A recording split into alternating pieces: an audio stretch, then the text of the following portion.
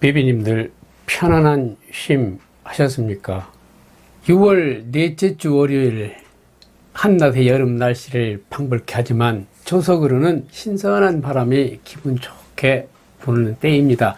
오늘도 즐겁고 행복한 날 되시고 발걸음 닿는 곳마다 보람으로 가득 차시기 바랍니다. 오늘은요, 퇴직 후 잘 살려면 이것 한 가지만 꼭 아셔야 한다, 그런 내용으로 우리에게 두려움의 변화가 몰려온다는 말씀을 드려보고자 합니다. 한 가지가 뭐냐면요, 협력을 위한 상호작용의 두려움입니다. 코로나 이야기입니다. 당장 요즘 젊은이들이 운영하는 음식점이나 관공서, 은행, 백화점, 롯데리아, 맥도날드 가셔서 주문하시고 결제도 혼자 해보시기 바랍니다. 그런 방식을 키오스크라고 합니다. 코로나 이후에 모든 생활과 비즈니스에서 언택트, 즉 비대면으로 바뀌고 있기 때문입니다. 여기서 파생되는 것이 상호작용의 두려움입니다. 두렵습니다. 요즘 저는 한다 하지만 음식점 하면 자동으로 주문하고 결제하고 카드 넣고 카드 빼고 또 관공서가 또 다 요즘에 그렇습니다. 틀리면 어쩌나 카드를 어디에 넣고 돈만 빠지는 거 아닌가 하는 못 믿음이 우리 비비님들께는 많습니다.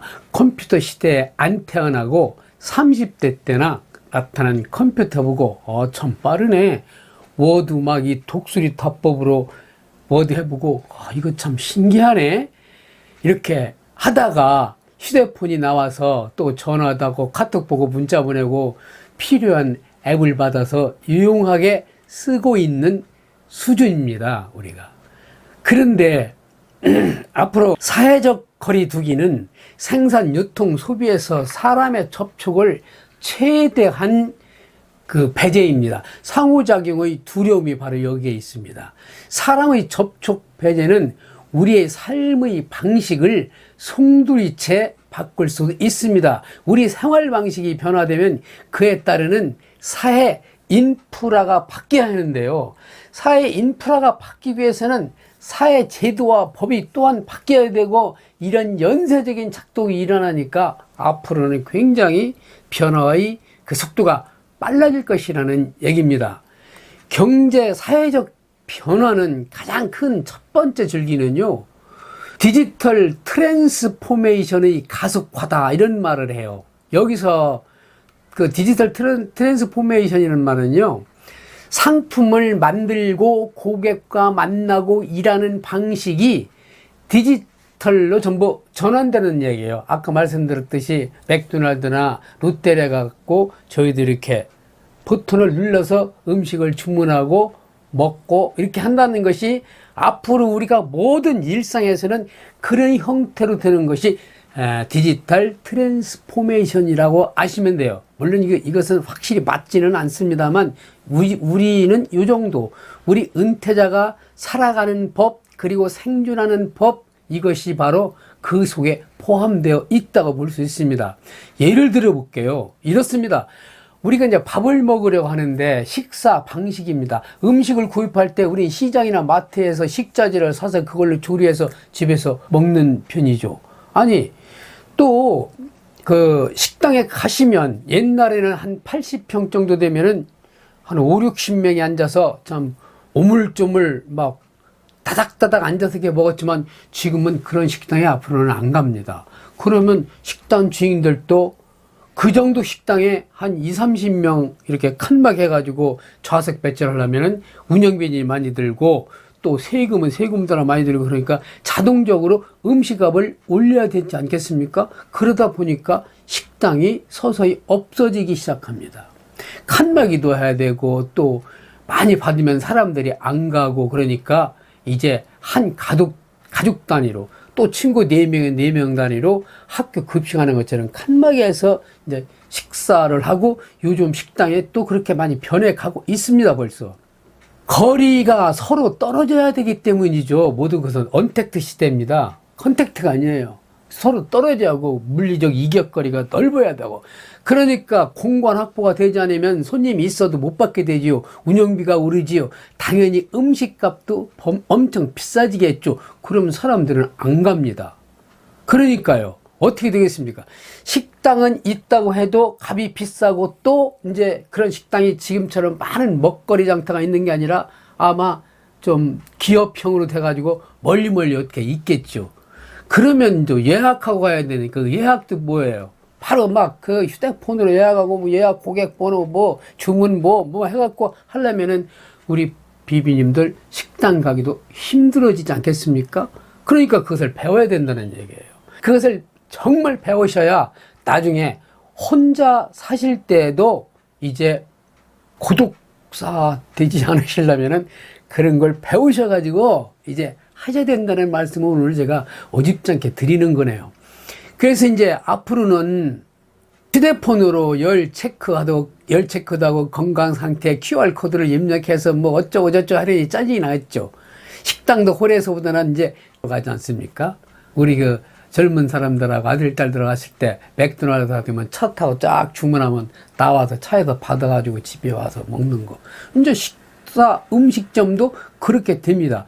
그래서 이제는요, 외식보다는요, 집에서 해결하게 됩니다. 이게 바로 코로나 이후 저희들에게 올 변화입니다. 그러니까 이제 비비님들 온라인을 모르고 휴대폰 사용법도 모르고 주민 모르면 어떡할 거예요.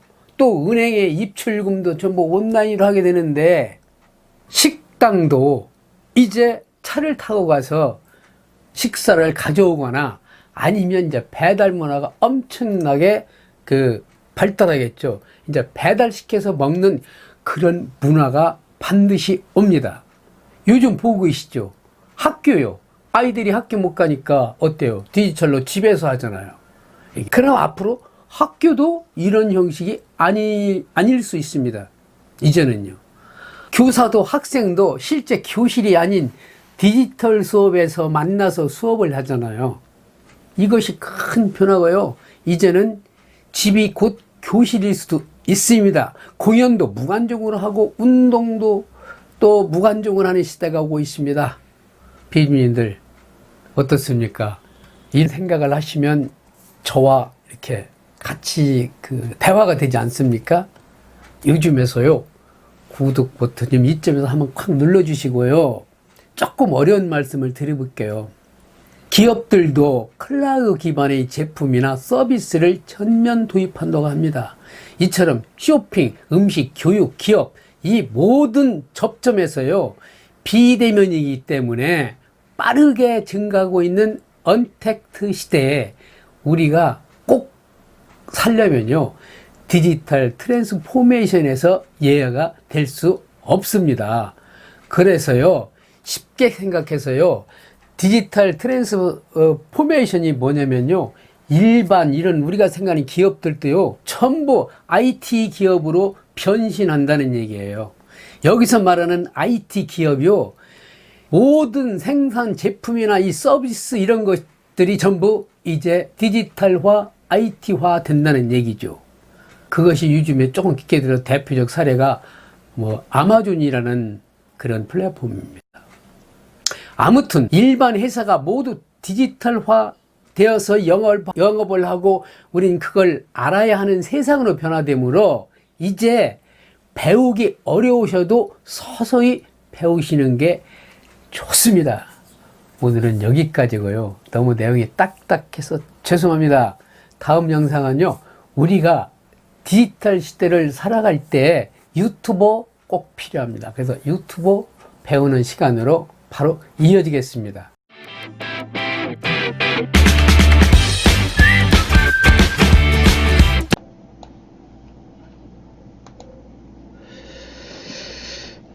안녕하십니까. 오늘은요, 초보 유튜버가 알아두면 좋은 점에 관해서 한번 말씀을 드려보겠습니다. 우리가 유튜브를 할 때 업로드한 영상에 자신을 소개해야 좋다고 책에서는 말했어요. 나를 설명하기. 내가 누구인지를 알아야 구독자님께서 이런 사람이구나. 그리고 사는 것도 간단하게 대전이다, 서울이다, 부산이다 이렇게 알려주는 거예요. 알려주는 것이 그 친근감이 가고 좋다고 그랬어요. 그 다음에 취미나 특기나 그런 것을 또 알려주면 더 친근감이 되겠죠. 그래서 얻어지는 효과는 뭐겠습니까? 결국 구독자들과 소통을 할 수 있다는 것이죠. 소통. 네. 소통을 할 수 있다. 또 채널 선전 효과가 또 있다. 그런 거 정도입니다. 그래서 우리는 만약 초보 유튜버로서 우리가 유튜브를 하면서 영상에 자기를 소개하는 것이 어떤 점이 좋은가, 왜 좋은가를 간단하게 말씀을 드려봤습니다. 네, 실험입니다.